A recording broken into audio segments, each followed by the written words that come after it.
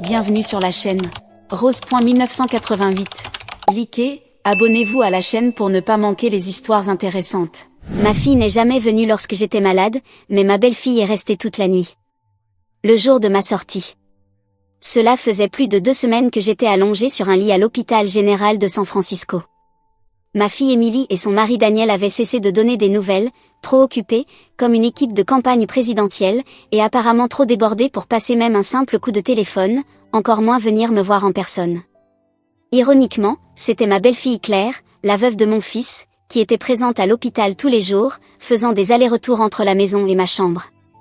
Elle changeait mes pansements, apportait des repas, vérifiait les ordres du médecin, chaque jour, elle n'oubliait jamais de préparer une tasse d'eau chaude, exactement comme je l'aimais. Elle ne manquait pas un seul détail. Vous savez, les cœurs sont faits de chair, et non de pierre. Je suis peut-être vieille et fatiguée, mais une telle gentillesse ne se perd pas dans l'indifférence, elle reste. C'est ainsi qu'un jour, j'ai pris une décision importante. J'ai mis en place un trust pour ma maison, la seule que je possède, désignant Claire et ma douce petite fille Lily comme bénéficiaires exclusives. Eh bien, comme par hasard, la nouvelle a dû filtrer d'une manière ou d'une autre, car tôt le lendemain matin, ma fille Emily a fait irruption dans ma chambre d'hôpital, comme une tempête prête à éclater. Elle s'est plantée au-dessus de mon lit, les yeux flamboyants, son doigt pointé presque contre mon nez. « Maman, c'est complètement fou. Tu as toujours dit que tu ne favorisais personne, mais maintenant que mon frère est mort, tu laisses la maison à sa femme, qui n'est même pas de ta famille. » Ah, l'ironie. Je ne m'étais jamais rendu compte de la fragilité de la logique de ma fille, plus fragile que mes genoux arthritiques, qui me laissent souffrir depuis des années. Alors, dans son esprit, si je ne donne pas la maison à elle, je fais du favoritisme, je deviens sénile. Eh bien, si cela fait de moi une folle, alors je vais porter cette étiquette fièrement. C'est bien mieux que d'être insensible. Le ciel du soir s'étendait bas sur la baie de San Francisco, tel un vieux manteau trempé, lourd et gris. J'étais sur le point de réchauffer un peu de risotto de la veille lorsque soudain, une douleur aiguë a traversé mon bas-ventre droit. Cela a ressemblé à un tournevis rouillé enfoncé profondément dans mon ventre, violent, implacable. La douleur était aveuglante, déchirant mes entrailles, comme une bête sauvage se débattant à l'intérieur de moi. Une sueur froide a trempé ma chemise, et des perles de sueur ont dévalé mon front. La cuisine autour de moi est devenue floue, comme une fenêtre embuée par la vapeur. Je me suis agrippée au comptoir en marbre froid, essayant de me maintenir debout. Même respirer devenait difficile. Mon mari est décédé il y a des années, et Brian, mon fils unique, est également parti depuis un certain temps. Bien que ma belle-fille Claire vive toujours avec moi, elle est souvent occupée à travailler dehors, comme aujourd'hui. Cette maison est généralement calme, mais à cet instant, elle semblait vide, comme une caverne glacée, résonnant uniquement des bruits de ma respiration haletante. Je me suis dirigée vers le salon, les mains tremblantes, à la recherche de mon téléphone. Mes doigts tremblaient tellement que je n'arrivais même pas à déverrouiller l'écran lors des premiers essais, à travers la brume de ma vision et la panique battant dans ma poitrine. Je me suis répété sans cesse, « Ne tombe pas, pas maintenant. Ne tombe pas maintenant. » J'ai serré les dents et composé le numéro d'urgence, le 9-1-1. La sirène de l'ambulance devenait de plus en plus forte, aiguë et frénétique, déchirant le silence de la soirée, comme une lame tranchante. Lorsqu'ils m'ont installé sur la civière, le plafond au-dessus semblait tourner, froid et blanc, s'éloignant de plus en plus, comme la surface d'un lac gelé. À l'hôpital, le diagnostic a été rapide, appendicite aiguë. Il me fallait une opération immédiatement.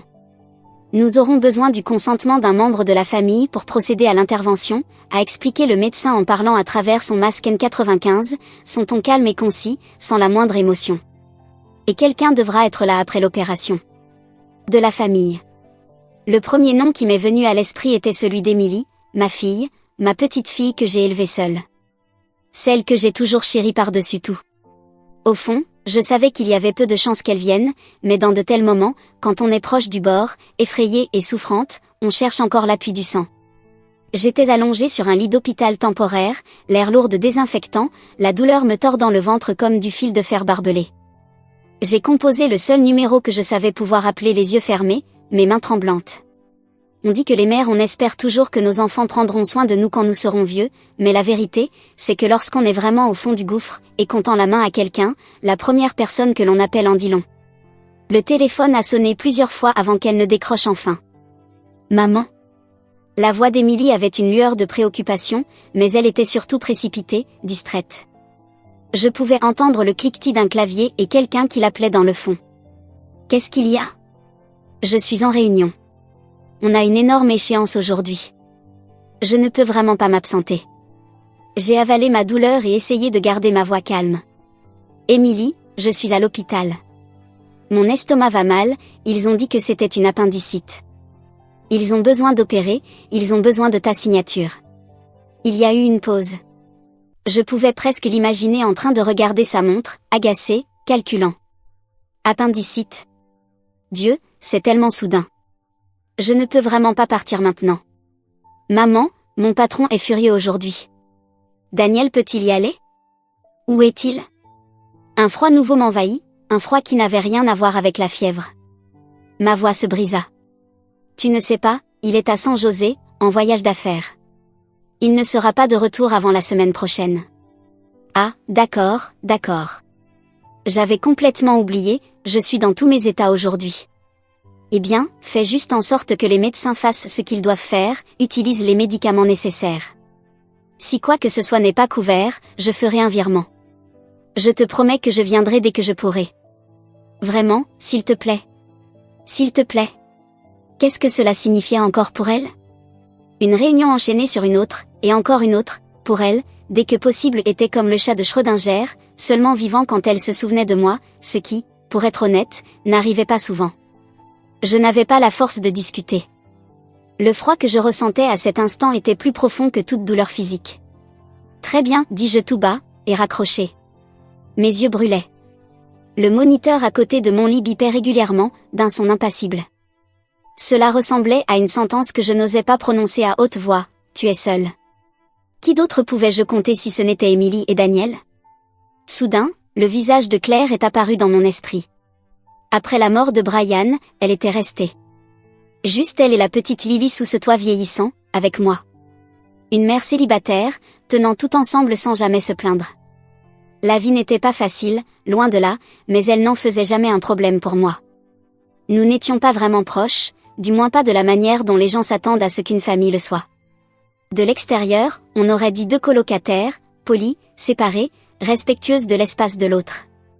Claire était naturellement calme, douce, mesurée. Elle ne gaspillait jamais de mots, ne faisait jamais de scènes. Tout ce qu'elle faisait, elle le faisait avec une précision silencieuse. Mais l'année où Brian est décédé, j'avais discrètement pris une décision que peu de gens connaissaient. Il m'était apparu que si jamais quelque chose tournait mal dans cette maison, si jamais j'avais réellement besoin de quelqu'un, Claire pourrait être la seule personne sur qui je pourrais compter. J'ai donc signé une procuration médicale, lui donnant l'autorité légale de prendre des décisions à ma place en cas d'urgence. Parce qu'après toutes ces années passées sous le même toit, j'avais fini par voir une chose clairement, Claire était la personne la plus capable, stable et réfléchie que je connaissais. Bien plus fiable que ma fille ou mon gendre. Mais ma main hésitait au-dessus de son nom dans mes contacts.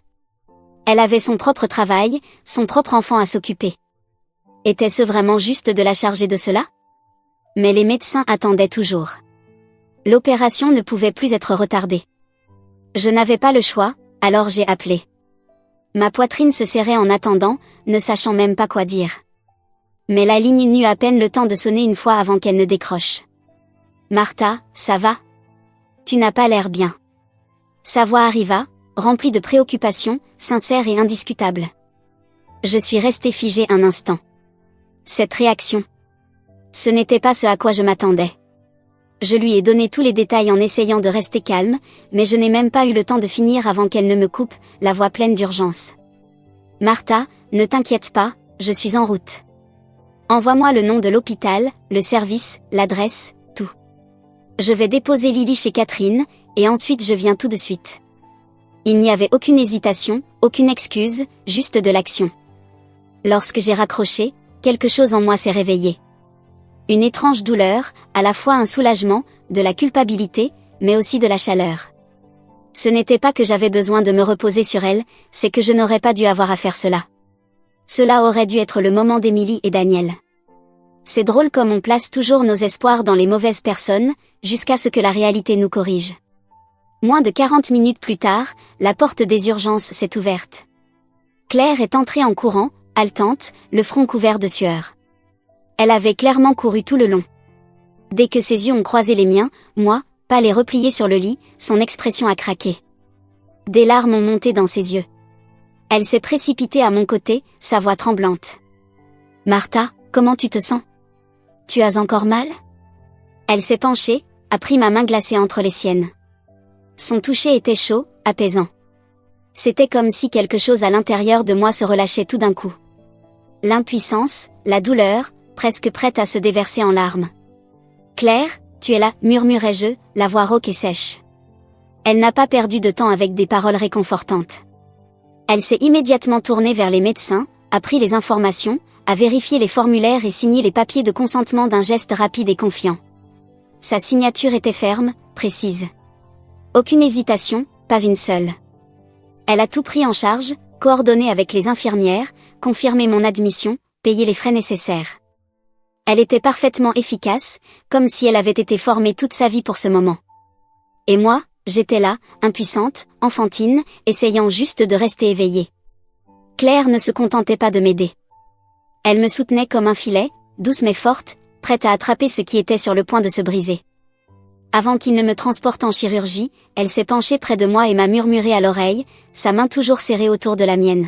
« N'aie pas peur, Martha. Je suis là.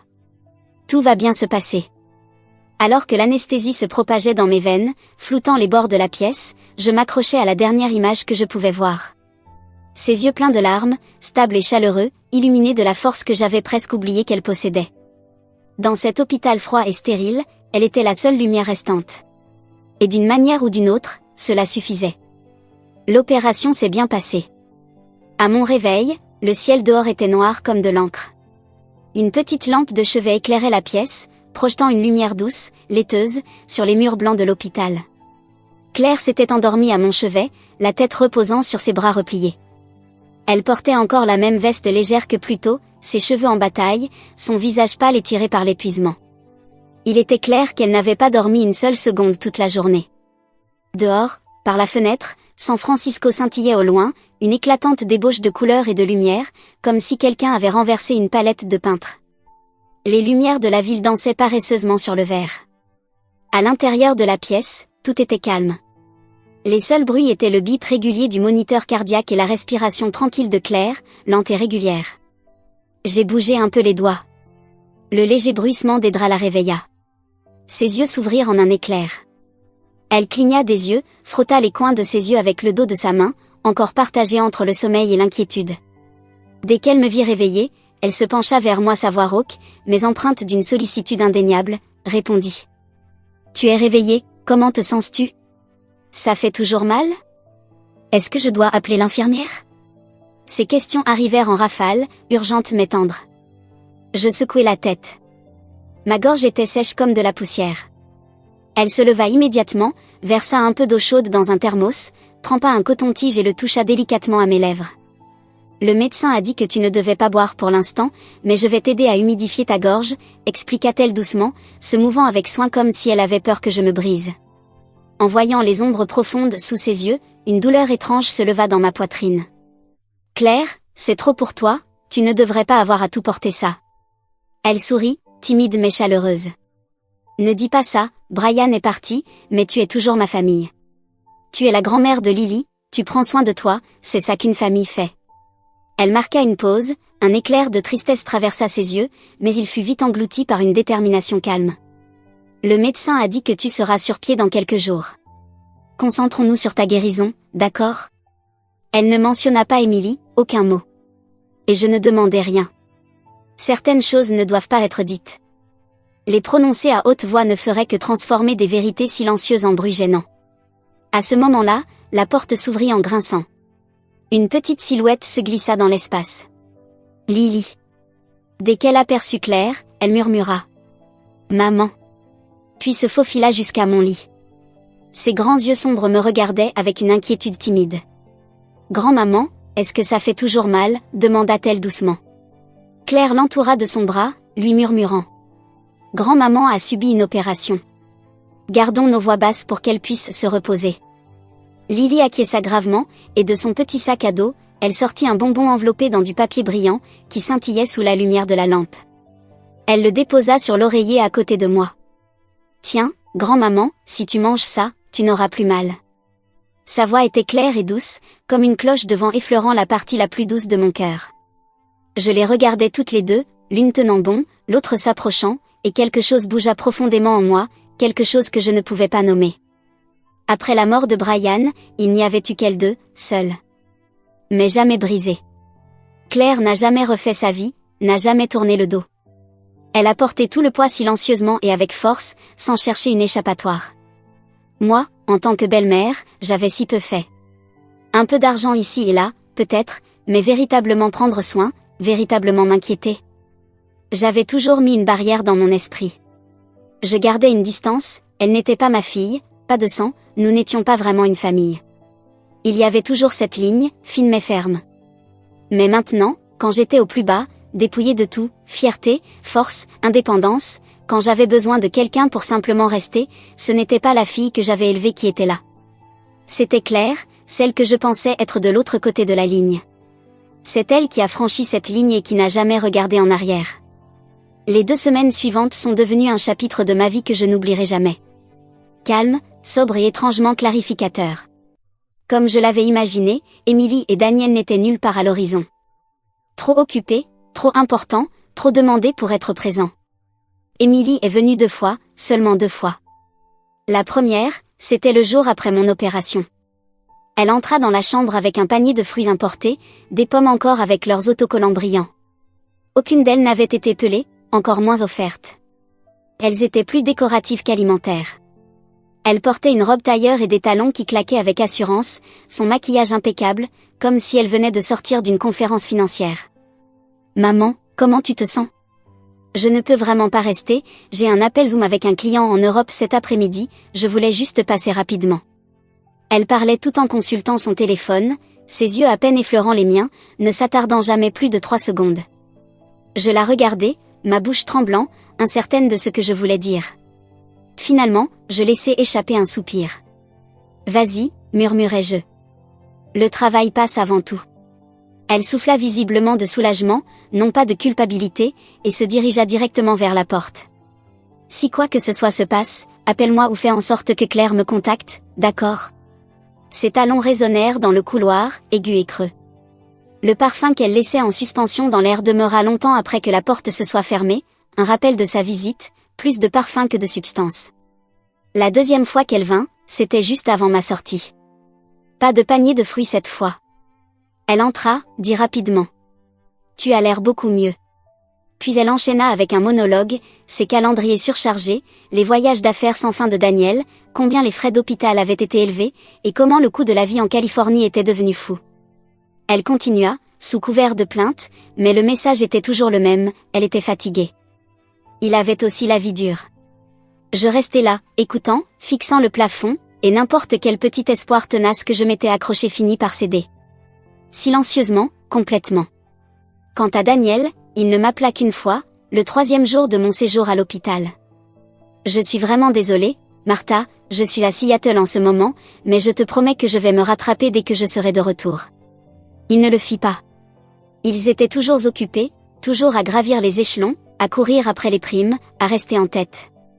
Occupés à devenir ces gens qui impressionnent les étrangers lors des cocktails, trop occupés pour remarquer les gens qui attendaient tranquillement qu'ils lèvent les yeux.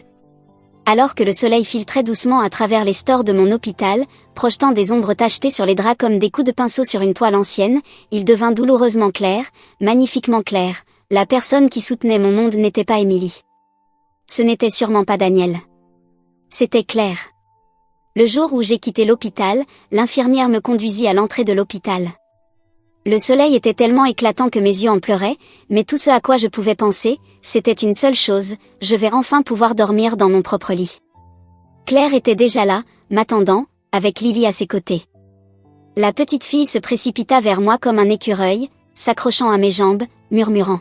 « Grand-maman, on est là pour te ramener à la maison. » Elle tenait le panier de pique-nique de Claire d'une main et me tirait avec l'autre. Son sourire était tellement doux qu'il faillit me faire verser des larmes. De retour à la maison, Claire me posa doucement sur le canapé, remit les oreillers derrière mon dos, réchauffa un bol de bouillie et coucha une couverture douce sur mes jambes. « Ne laisse pas tes genoux se refroidir, dit-elle, sa voix légère, presque instinctive, comme une fille s'occupant de sa propre mère. J'ouvris la bouche pour la remercier, mais je n'arrivais pas à trouver les mots. À la place, je hochai simplement la tête.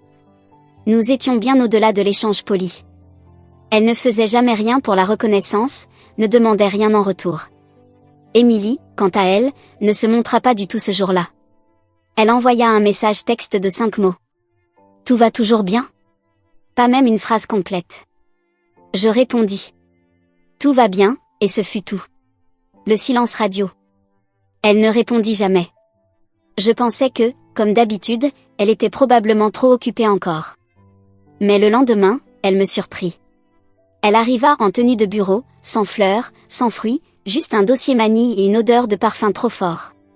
Elle s'assit sans faire de pause et plongea directement dans le sujet. « Maman, il faut qu'on parle de tes finances. Je pense qu'il est temps que tu rédiges un testament et que tu règles la succession. On ne devrait pas attendre qu'une autre urgence nous prenne au dépourvu.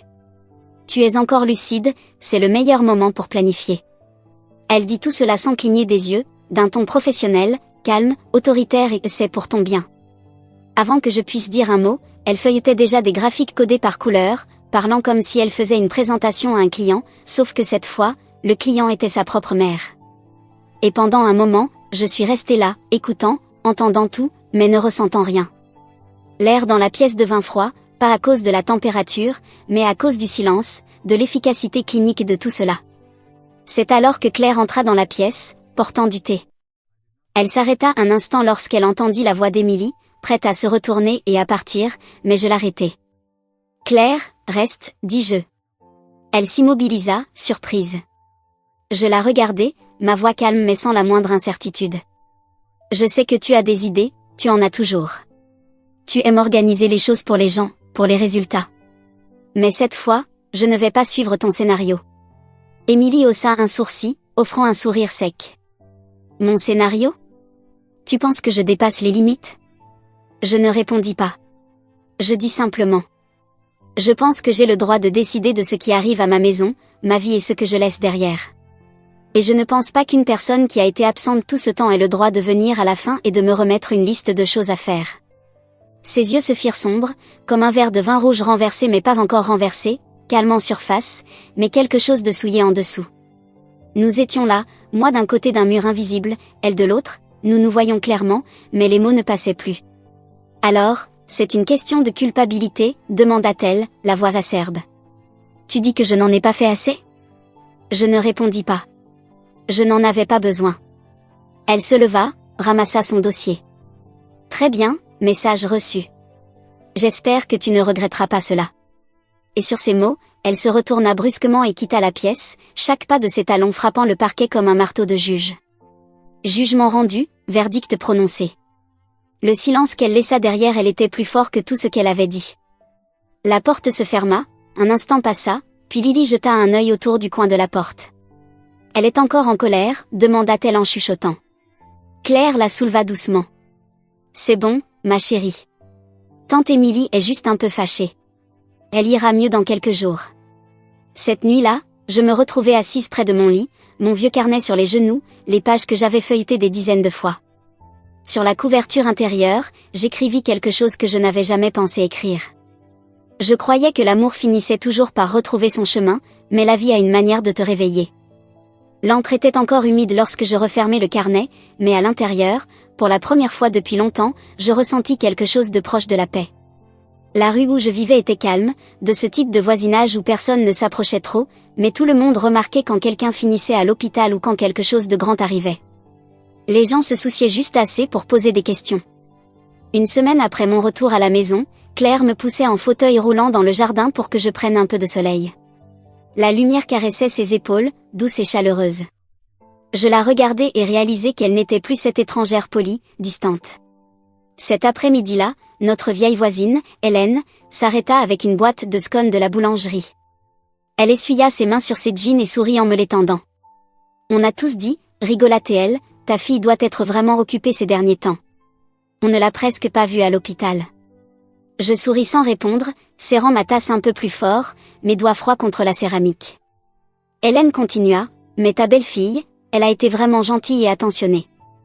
L'autre jour, elle a apporté des médicaments contre le rhume à Madame Patel, la voisine, avec Lily aussi. Une fille gentille. Je l'ai vue toujours prendre soin de toi et je me suis dit que, eh bien, elle a mérité sa place dans cette maison. Je hochai de nouveau la tête, mais cela me serra la gorge. Cette phrase, ta fille doit être vraiment occupée, ne semblait pas cruelle, mais elle se logea profondément en moi. Après qu'Hélène soit partie, je retournai à l'intérieur et sortis une pile de factures, pensant peut-être qu'Émilie pourrait m'aider à les trier. Je hésitai, puis composai son numéro. Elle répondit rapidement, la voix brève. Maman, je suis en route pour l'aéroport, je prends un vol pour Houston cet après-midi. On peut faire ça rapidement? Je pris une grande inspiration. Je voulais que tu saches que les voisins parlent de nous dernièrement. Il y eut une pause, puis sa voix devint sèche. Et tu ne t'es même pas défendu? Tu sais à quel point je suis occupée. Pourquoi tu laisses leur commérage te déranger? J'ouvris la bouche mais ne dis rien. Elle raccrocha un instant après, et l'air autour de moi sembla descendre de 10 degrés. Ce soir-là, un accident inattendu se produisit. Lily disparut après l'école. Elle ne rentra pas à la maison. Claire reçut l'appel de l'enseignant et s'arrêta net, le téléphone presque échappé de ses mains. Elle ne perdit pas une seconde. Elle attrapa son manteau et partit à toute vitesse, pieds nus. Je tentai de me lever, mais elle m'arrêta. Martha, reste ici. Je vais la trouver, je te le promets.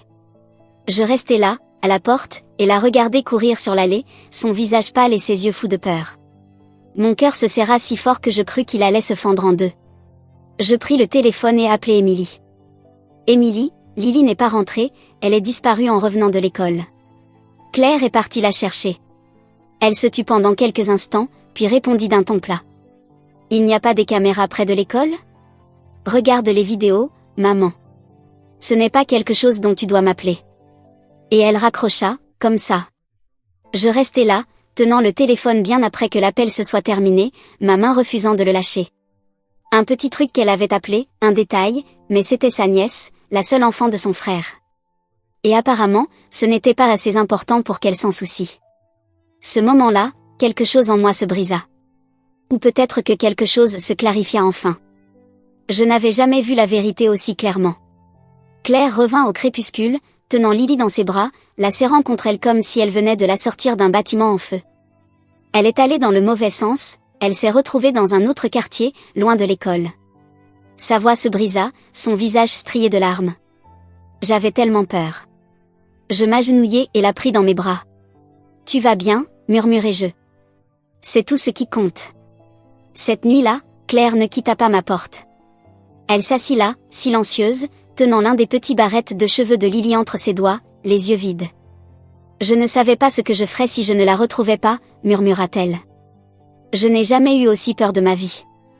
Je ne répondis rien. Je me levai, allai à mon bureau et dépliai le brouillon de l'accord du trust que j'avais écrit et réécrit, déchiré et recollé trop de fois. Je le posai sous la lampe de bureau, calme et résolu. Émilie n'est pas quelqu'un sur qui je peux compter. Elle est celle qui n'a jamais eu l'intention d'être sur laquelle on peut compter. Mais Claire, elle, n'a jamais fait de promesses. Elle s'est simplement présentée, encore et encore, et n'a jamais tourné le dos. Cette nuit-là, je ne pus dormir. Après avoir couché Lily, Claire entra discrètement dans le salon. Elle ajusta doucement la couverture sur moi sans demander si j'étais éveillée. « Appelle-moi si tu as besoin de quoi que ce soit », murmura-t-elle, puis ferma doucement la porte derrière elle. La lampe à côté de moi émettait une lueur dorée et faible. Je restai là, fixant le plafond, l'esprit tout sauf calme. Ce n'était pas la douleur qui m'empêchait de dormir, ni la tension persistante. C'était une profonde solitude, qui me rongeait les os. Je me levai, m'enveloppai dans un manteau et me rendis dans le bureau, espérant qu'un vieux magazine me distrait. Mais dans le coin j'ai trouvé une boîte en plastique grise que je n'avais pas ouverte depuis des années. À l'intérieur se trouvaient les carnets de Brian et quelques-uns de ses vieux objets. Je n'avais jamais eu le courage de les parcourir. Dès que ma main effleura la pile, je sentis une enveloppe. Mon nom était écrit dessus, dans une écriture que je ne pouvais pas confondre, celle de Brian. Astérisque, maman, si tu lis ceci, cela veut dire que je ne serai pas là pour vieillir avec toi. Mais je ne m'inquiète pas pour que tu sois seule, parce que je sais que Claire sera là. Elle ne dit pas grand-chose, mais elle ressent tout. Elle a un cœur tendre, plus fort que beaucoup, et elle ne se plaint jamais, même quand elle devrait. Après mon départ, ce sera difficile pour elle. Élever Lily toute seule ne sera pas facile, mais elle y arrivera, elle le fait toujours. Elle est têtue, comme moi. Je sais qu'Emily ne m'a jamais beaucoup aimée, elle disait que j'étais trop passif, que je ne me battais jamais pour quoi que ce soit. Mais je n'ai jamais vu l'intérêt de me battre au sein d'une famille. Je la laissais avoir ce qu'elle voulait, non pas parce qu'elle avait raison, mais parce qu'elle pensait toujours que tu m'aimais plus. Je ne voulais pas enfoncer cette plaie plus profondément, mais je crains qu'en vieillissant, elle ne se préoccupe que d'elle-même. Elle est intelligente, ambitieuse, capable, mais elle ne sait pas vraiment prendre soin des autres. Elle ne sait pas quand s'arrêter et regarder autour d'elle. Alors, si un jour tu as besoin de quelqu'un et qu'elle n'est pas là, ne t'en veux pas. Ce n'est pas parce que tu ne l'as pas bien élevée, c'est juste qu'elle a oublié comment se retourner. Quant à Claire, je ne pense pas que tu aies vraiment appris à la connaître. Elle a une fois renoncé à une promotion pour rester à mes côtés quand je suis tombée malade. Elle n'a jamais dit à personne, elle rentrait chez elle, souriait et faisait de la soupe comme si de rien n'était. C'est le genre de personne qui ne fait jamais de vagues, qui prend silencieusement le poids de tes mains quand tu es trop fatigué pour le porter. Alors, si tu décides de lui laisser quelque chose, ce n'est pas du favoritisme, c'est de la gratitude. Et je tiens vraiment à te remercier pour ça. Je t'aime toujours, Brian. Astérisque. Lorsque j'eus terminé de lire la lettre, elle était trempée de larmes. Toutes ces années où je pensais que mon fils était trop passif, trop doux, trop prêt à se mettre de côté, mais en vérité, il avait vu tout ça plus clairement que nous tous. Il ne parlait pas parce qu'il ne se souciait pas, mais parce qu'il s'en souciait profondément. Il voyait l'enticlement d'Emily, les sacrifices de Claire. Et d'une manière ou d'une autre, même à l'époque, il avait déjà vu le moment où je me trouvais maintenant. Je serrais la lettre entre mes doigts tremblants, des souvenirs flashant comme des éclairs. Claire à l'hôpital, me tendant de l'eau en silence, Claire assise à mes côtés pendant la nuit, encore maquillée, épuisée mais présente, Claire pleurant dans les cheveux de Lily après l'avoir retrouvée, Claire ne mentionnant jamais ce qu'elle avait sacrifié, ne faisant que donner sans rien attendre, et Emily, les yeux rivés sur son téléphone, me donnant une préoccupation répétée, Emily me qualifiant de cruelle parce que je ne lui donnais pas assez, comme elle l'avait demandé, Emily, impatiente à chaque visite, fuyant dès que possible, Emily qui balayait la disparition de sa nièce comme si cela ne la concernait pas. Mon cœur, une fois plié proprement comme cette lettre, avait lentement été ouvert par tout ce que la vie avait exposé. Et j'en avais assez d'hésiter. Le matin suivant, j'appelai mon ancienne amie Janet, avant qu'elle ne prenne sa retraite. Elle avait été l'une des meilleures avocates spécialisées dans les trusts de la ville, aiguisée, éthique, et quelqu'un en qui j'avais confiance pour la vérité. Janet, dis-je, je suis prête à aller de l'avant avec le trust.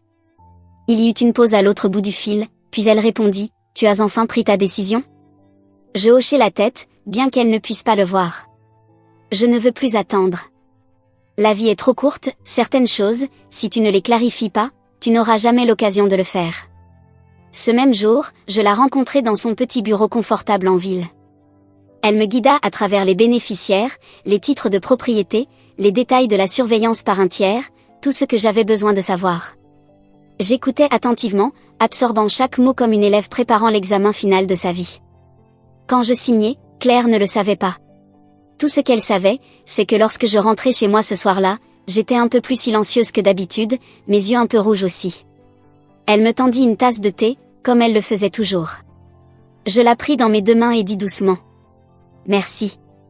Elle sourit de ce même sourire calme et serein, et d'une manière ou d'une autre, je savais qu'elle comprenait tout, sans qu'un seul mot ne soit prononcé. Le trust n'était même pas encore finalisé que la tempête arriva. Je ne sais toujours pas si quelqu'un au bureau de Janet avait laissé échapper quelque chose ou si Emily l'a appris par un de ses contacts dans le milieu juridique. Quoi qu'il en soit, elle découvrit. Elle arriva sans prévenir cet après-midi-là, son expression dépouillée de toute prétense, sans salut, sans sourire, juste ceci. J'ai entendu dire que tu avais mis la maison dans un trust, avec Claire comme bénéficiaire. J'étais assise à la table de la salle à manger, remuant mon café en cercle lent et régulier. Claire était dans la cuisine en train de préparer le déjeuner de Lily. La voix d'Emily coupa l'air, suffisamment forte pour que Lily se retourne et la regarde. Qui t'a dit ça? Demandai-je d'un ton calme, mesuré.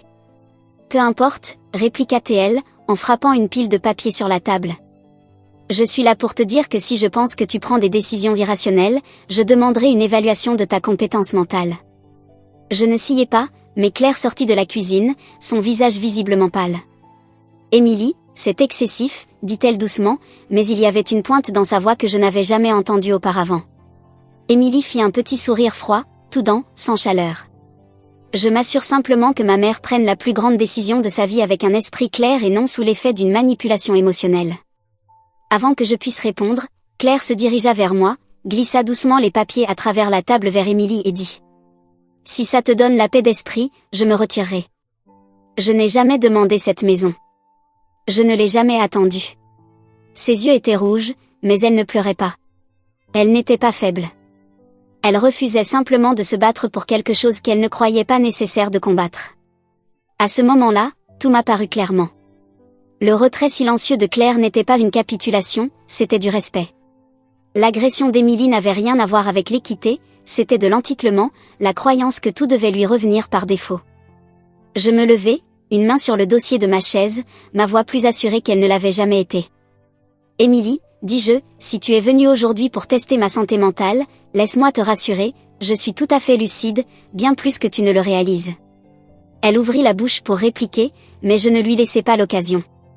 Claire se retire par décence, par amour pour cette famille, mais laisse-moi être parfaitement claire, cette maison, je l'ai achetée avec les économies d'une vie. À qui elle revient, c'est ma décision, pas la tienne. Je soutins son regard sans cligner des yeux. Tu dis que je suis émotive, c'est vrai, je le suis. Mais mes émotions sont enracinées dans ceux qui ont vraiment été là pour moi, ceux qui ont montré qu'ils se souciaient. Ça ne te plaît pas ? Peut-être que c'est parce que cela fait bien longtemps que tu n'as rien laissé derrière toi dans cette maison qui ressemble à de l'affection. La pièce se tut, à part le faible bourdonnement du dessin animé de Lily en fond. Émilie me fixa longuement. Lorsqu'elle parla enfin, sa voix était plus basse, mais toujours tranchante. Alors maintenant, je suis comparée à elle ? Je laissai échapper un long soupir. Je ne compare pas, dis-je doucement. Tu es ma fille, cela ne changera jamais. Mais l'amour dans une famille n'est pas garanti par le sang. Il se construit jour après jour, et tu as été trop absente pour t'attendre à quelque chose qui n'a jamais été gagné. Elle ne dit rien, se contenta de ramasser ses papiers, les yeux durs, la mâchoire serrée. Puis, elle tourna les talons et sortit sans un mot de plus. Lorsque la porte se ferma derrière elle, Claire s'approcha doucement. « Je suis désolée, Martha, dit-elle. Je n'ai pas voulu causer tout ça. » Je secouai la tête. « Tu n'as rien fait de mal. Je suis juste désolée. Il m'a fallu tout ce temps pour dire ce qui devait être dit. » Cette nuit-là, je m'assis dans le salon, le doux son de Lily pratiquant du piano flottant depuis le couloir. Je tendis la main vers la lettre de Brian, que j'avais déjà lue plusieurs fois. Je la dépliai lentement, avec précaution, et lus chaque mot. Et je savais, au fond de mes os, qu'il avait eu raison depuis le début. La famille n'est pas définie par le sang, elle est définie par la présence, par les actions. Le jour où l'accord du trust entra officiellement en vigueur, je m'assis seule dans la cuisine, une tasse de café froid intacte devant moi. Je n'avais rien dit à personne, même pas à Claire. Les papiers avaient été signés 2 semaines auparavant. Toute la maison avait été mise dans un trust vivant, co-géré par moi, Claire et Émilie. La part de Lily était protégée sous mon nom, jusqu'à ce qu'elle atteigne l'âge adulte. Je savais que cette décision ne serait pas facile. Je savais que tout le monde ne l'accepterait pas. Mais elle était lucide, juste, car j'ai toujours cru que l'amour ne se déclare pas par des mots, il se prouve dans les moments où quelqu'un est à son plus faible, et que tu choisis de rester à ses côtés. Émilie arriva de nouveau sans prévenir. Comme avant, sans salut, sans chaleur, juste un dossier dans les mains et un froid dans ses yeux, plus glacial que le vent d'hiver. « Tu sais ce que tu fais » lança-t-elle dès qu'elle franchit le seuil. Même Lily, dessinant tranquillement à la table, s'arrêta net. Je fermai calmement le registre que je lisais et répondis. « Oui, les papiers sont signés, c'est un arrangement à 3 parties. » Émilie s'approcha, rayonnant de tension. « C'est tout ? Tu me radiais ? Tu es ma mère, pas la sienne. » « Tu n'as pas été radiée, répondis-je. Tu es toujours dedans, juste pas la seule. » Elle ricana, les lèvres serrées. Elle n'est même pas de ton sang. Claire venait juste de sortir de la cuisine et avait entendu la dernière remarque. Elle ne parla pas, enleva simplement son tablier, prit doucement la main de Lily et commença à la conduire ailleurs. « Claire, appelai-je. Tu n'as pas à partir. » Elle hésita, puis resta silencieusement, se plaçant entre nous. Émilie plissa les yeux. Bien sûr qu'elle va rester. Elle veut que je passe pour la méchante. Claire prit enfin la parole, sa voix basse mais stable. Si tu crois que j'ai fait quelque chose de mal, je retirerai mon nom aujourd'hui. Je n'ai jamais demandé ça, je ne l'ai jamais réclamé. Ses yeux étaient rouges, mais pas par faiblesse, mais par détermination. Je suis restée parce que j'ai toujours été là. Tu trouves ça injuste, parce que toi, tu n'as pas été là. Ces mots n'étaient pas forts, mais ils tombèrent comme une pierre. Même moi, je marquai une pause. Le visage d'Émilie se crispa. Elle tressaillit à peine. Je me levai et me tournai vers elle. Tu penses que je fais des préférences? Très bien, laisse-moi t'avouer quelque chose. Je t'ai favorisée pendant des années. Depuis que tu étais petite, je t'ai donné plus d'attention parce que je pensais que tu en avais plus besoin. Ton frère et Claire n'ont jamais rien demandé. Ils n'ont jamais exigé, alors j'ai tout mis en toi. Je pris une inspiration. Mais au fil des années, je suis tombée malade, et tu m'as dit que tu étais occupée. Je suis tombée, et tu m'as dit que tu avais des réunions. J'ai dit que j'avais mal, et tu m'as dit que ce n'était pas pratique. Émilie ne répondit rien, ses doigts pressant sur les papiers du trust jusqu'à ce qu'ils se plient. Je continuai. Et Claire? Elle n'a jamais rien demandé. Elle est juste venue, à chaque fois, jamais en retard, jamais manquante. Émilie parla enfin, la voix à peine audible. Donc maintenant, tu donnes notre maison à une étrangère? Je repoussai ma tasse de café froid. Tu la vois comme une étrangère, mais c'est elle qui me traite comme de la famille. Tu es ma fille, mais tu es devenue une visiteuse. Quelqu'un avec qui je dois planifier du temps. La pièce tomba dans un silence si profond que nous pouvions entendre le tic-tac de l'horloge du mur, régulier et accablant. Puis Claire rompit doucement ce silence. Martha, si cela te rend les choses plus difficiles, je n'ai vraiment pas de problème à reculer. Je n'ai jamais rien attendu de tout ça. Je me tournai vers elle, croisant enfin son regard, et dis fermement, clairement. Non. Ce n'est pas toi qui rends ça difficile. C'est moi, parce que j'ai attendu trop longtemps. C'est moi qui prends cette décision, non pas à cause du sang, mais à cause de la responsabilité. C'est toi qui as porté cette famille, pas ma fille, ni mon gendre. Toi. Émilie baissa les yeux, comme si quelque chose dans sa tête se brisait enfin.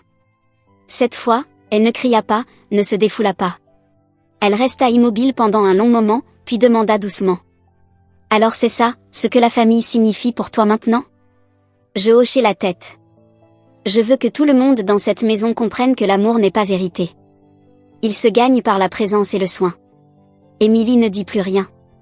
Elle rassembla lentement les documents, les remit dans son sac et se dirigea vers la porte. À l'embrasure, elle s'arrêta. J'ai juste besoin de temps. La porte se ferma derrière elle. Je ne la suivis pas. Cette nuit-là, Claire s'assit au bord du canapé, cousant tranquillement une robe pour l'une des poupées de Lily. Elle ne leva pas les yeux lorsqu'elle demanda. « Tu penses que peut-être ce que tu as dit aujourd'hui était trop dur ?» Je secouai la tête. « Non, répondis-je, c'était exactement ce qu'il fallait.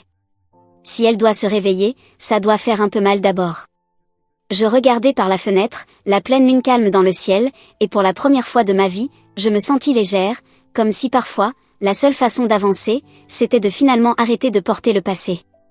Quelques jours plus tard, c'était l'anniversaire de Lily, et la journée ne pouvait pas être plus parfaite. Le soleil était chaud, le ciel clair, et la maison remplie d'une lumière que l'on ne peut pas fabriquer. Ce matin-là, Lily sautillait dans le salon, pieds nus, les yeux grands ouverts d'anticipation. « Grand-maman, demanda-t-elle, on peut avoir un gâteau arc-en-ciel cette année ?» Je souris et hochai la tête. « Tant que ta maman est d'accord, on peut faire un gâteau licorne arc-en-ciel, tout ce que ton cœur désire. » De la cuisine, Claire rit. « Une licorne, ça risque d'être un peu ambitieux, mais je vais le rendre aussi coloré que possible. » La maison bourdonnait de chaleur, mais sous la joie, il y avait toujours une légèreté discrète, car nous savions toutes les deux que Lily espérait silencieusement qu'Émilie viendrait. Quelques jours plus tôt, Claire s'était approchée de moi avec douceur. « Martha, tu penses qu'on devrait inviter Émilie ?» Je restai silencieuse un moment, puis Claire poursuivit. « Peu importe ce qui s'est passé entre vous deux, Lily veut toujours qu'elle soit là. » Elle avait raison, les enfants ne comptent pas. Ils se souviennent de ceux qui ont soufflé leurs bougies, de ceux qui apparaissent dans les portraits familiaux qu'ils dessinent au crayon. Alors, je composai le numéro d'Émilie. Elle répondit plus vite que prévu, presque comme si elle avait attendu ça. Je n'ai pas tourné autour du pot. L'anniversaire de Lily est samedi après-midi. Si tu es libre, viens prendre un peu de gâteau. Il y eut une pause à l'autre bout du fil, puis sa voix, calme mais certaine. Je serai là. La fête était petite, juste quelques enfants du quartier, 1 ou 2 collègues de Claire, et mon ancienne amie Hélène, avant sa retraite. Claire avait décoré la maison avec des bannières joyeuses et des ballons doux. Lily portait une robe en tulle blanche et un béret arc-en-ciel dans ses cheveux. Elle passa la moitié de la matinée à répéter son discours pour faire son vœu. Émilie arriva environ 30 minutes après le début de la fête. Elle entra silencieusement, vêtue simplement d'un pull beige et de jeans, portant un sac cadeau clairement pas acheté à la dernière minute. Elle s'attarda un instant sur le seuil, un peu hésitante. « Je suis en retard ?» Claire s'avança et prit le cadeau, d'un ton gentil et neutre. « Juste à temps. » Dès que Lily la vit, elle s'épanouit comme les bougies de son gâteau. « Tante Émilie, tu es venue !» Elle courut vers elle et l'enlaça autour de la taille, comme un koala dans un arbre. Émilie s'agenouilla, souriant doucement. « Joyeux anniversaire, ma petite. » Elle tendit le cadeau. « J'ai entendu dire que tu aimais les puzzles. C'est une édition aventure spatiale. » Lily poussa un cri de joie et partit montrer à ses amis. En les regardant, quelque chose me serra la gorge. Ce n'était pas de la douleur, pas vraiment, mais cette étrange tendresse qui n'est quand quelque chose de distant commence à se rapprocher, lentement. Plus tard, lorsque nous nous sommes réunis pour chanter « Joyeux anniversaire », Émilie s'assit en face de moi. Nos regards se croisèrent plusieurs fois, sans mots, pendant que le gâteau était servi et que les conversations s'élevaient. Elle s'approcha avec son assiette. « Donc, le gâteau est bon ?» Je souris. « Mieux que celle que tu as essayé de faire quand tu avais 10 ans. » Elle rit, vraiment, elle rit. J'avais mis une demi-tasse de sel à la place du sucre. « Tu as quand même mangé une bouchée ?» répondis-je. « Eh bien, ajoutai-je, tu es ma fille. Et tu le es toujours. » On n'ajouta rien de plus, mais d'une manière ou d'une autre, l'air entre nous semblait plus léger qu'il ne l'avait été depuis des années. Au fur et à mesure que l'après-midi s'écoulait, Claire rassembla tout le monde pour une photo de groupe dans le jardin, sous le grand chêne. Lily se tenait au centre, les bras grands ouverts, comme si elle voulait embrasser le monde entier. Émilie se tenait à ma droite, Claire à ma gauche. Le déclencheur s'est enclenché, et je réalisai, à ce moment-là, que d'une manière silencieuse et tacite, nous étions à nouveau une famille. Plus tard dans la soirée, lorsque les invités commençaient à partir, Émilie s'approcha de moi à la porte. « Maman, dit-elle sérieusement, je sais que je n'ai pas tout bien fait, mais merci de me laisser toujours faire partie de tout ça. » Je n'ai pas dit « il était temps » ou « j'attendais que tu dises ça ». Je posai simplement ma main sur la sienne et répondis. « Le passé est le passé. Ce qui compte maintenant, c'est ce que tu fais à partir de maintenant. » Elle acquiesça, et cette fois, je pouvais voir qu'elle m'avait vraiment entendu. Et tout à coup, quelque chose à l'intérieur de moi se relâcha. Ce n'était pas encore le pardon, pas tout à fait, mais c'était la reconnaissance de l'effort, du changement, du genre d'effort qui, même s'il est tardif, reste important. Et oui, c'était suffisant. Le printemps arriva plus tôt cette année-là. Les roses du jardin venaient tout juste de commencer à bourgeonner quand Lily fonça dehors, comme si elle avait trouvé un trésor enterré. Chaque jour après l'école, sa routine ne changeait jamais. Elle s'agenouillait près du parterre de fleurs, un petit arrosoir à la main, et elle faisait l'appel pour chacune des plantes qu'elle avait nommées, Lucie, Ballade, Daisy, et la plus petite d'entre elles, celle qui s'appelait Espoir. Je lui demandai pourquoi elle l'avait appelée ainsi. Elle pencha la tête, réfléchissant. Parce que c'est la plus lente, mais je pense qu'elle va donner la plus grande et la plus jolie fleur. Je souris et hochai la tête, frappée par la vérité dans ses mots. Ce petit brin si fragile, si loin derrière les autres, ressemblait exactement à notre famille. Après toutes les disputes, les silences, les malentendus et les distances, d'une manière ou d'une autre, nous continuions à croître, lentement, vers la lumière. La retraite me surprit d'une manière que je n'avais pas anticipée. Je commençai à faire du bénévolat 2 fois par semaine à l'église locale, aidant à trier les aliments donnés, remplissant des formulaires de santé pour les voisins âgés qui n'avaient personne d'autre. Assise derrière cette table pliante, avec un clipoir sur les genoux, ça m'est venu, vieillir ne consistait pas à être soigné, mais à devenir celui qui soigne, même si tout ce que tu pouvais offrir n'était qu'un éclat de lumière. Claire était devenue plus occupée aussi. Elle et quelques amies infirmières avaient lancé une plateforme de soins en ligne qu'elles avaient appelée Always There. Elle me dit que le nom venait de l'idée de s'occuper de moi lors de ma chirurgie, et du sentiment qu'elle espérait apporter aux autres, calme, présence, inébranlable. Lorsque je l'aidais à écrire la page d'accueil du site web, elle sourit et dit: La première ligne devrait être quelque chose que tu as dit.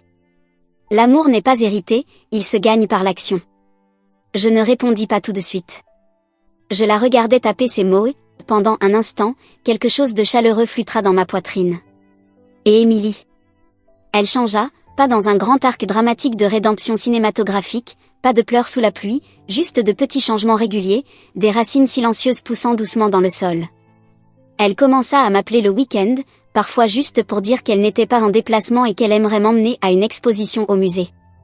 Parfois, c'était un message disant que Lily avait dessiné une image pour « Tante Émilie ». Et une fois, quand Claire anima un live stream de collecte de fonds pour sa plateforme, je remarquai un commentaire dans le chat qui disait « Bravo pour tout ce que vous faites ». C'était d'Émilie, mais le moment qui me resta en mémoire arriva un mardi. Nous étions allés rendre visite à un homme âgé dans une maison de retraite rurale, quelqu'un que Claire aidait à entrer dans un programme de soins à domicile.